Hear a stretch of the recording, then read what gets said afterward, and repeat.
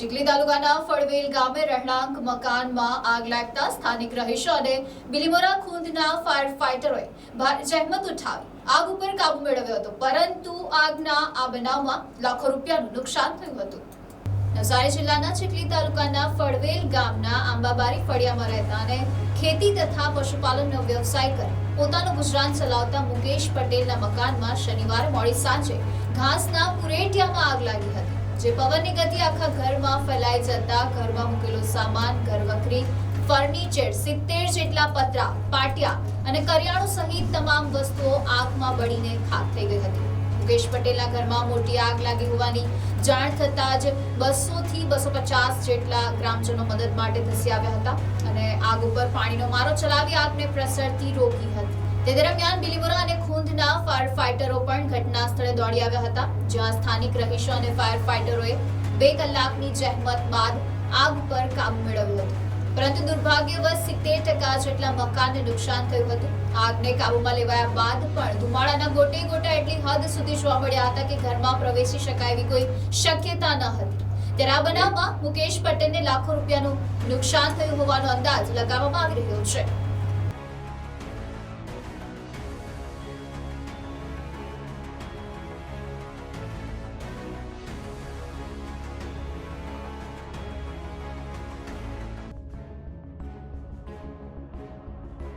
અમને વિજયભાઈ જે અમારા પંચાયતના સભ્યો છે એમના જાણ થઈ કે અમારા જે શાળા છે મુકેશભાઈ શોભાનભાઈ પટેલ એમના ઘરે આગ લાગી છે, તો અમે તાત્કાલિક ધોરણે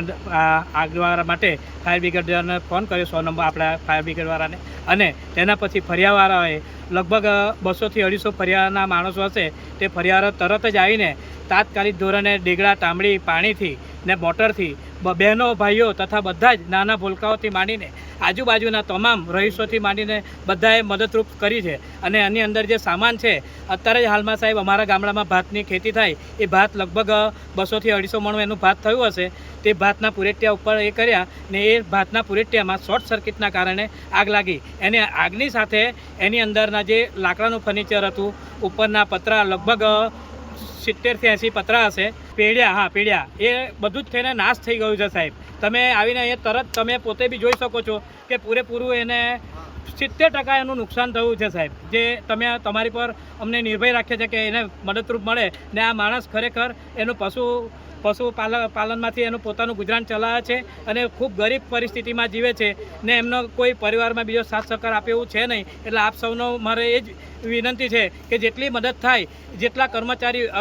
મોટામાં મોટા અધિકારીઓ હોય એ લોકોને મદદરૂપ થાય, નાના મોટા 5-25 થી જેટલું જે થાય એ આપે તો અમારા ગામ બદલ તમને સૌને મારો ખૂબ ખૂબ આભાર। આજરોજ આંબાબારી ફળિયામાં જ્યારે મુકેશભાઈ શોભનભાઈના ઘરે આગ લાગતા અમને એમના શાળા દ્વારા જાણ મળી, એટલે તાત્કાલિક ધોરણે અમે બંબાવાડાને અને આજુબાજુના ગામમાં બધાને જાણકારી કરતાં તાત્કાલિક ગામ લોકો આવી આ મુકેશભાઈનું ઘરને આગ ઓલાવવામાં અમને મદદરૂપ થયા, એ બદલ ગામજનોનો બી આભાર અને બંબાવાડાનો બી ખૂબ ખૂબ આભાર। અંદાજિત નુકસાન તો હવે હાલ તો તમને કંઈ નહીં કહી શકીએ, પણ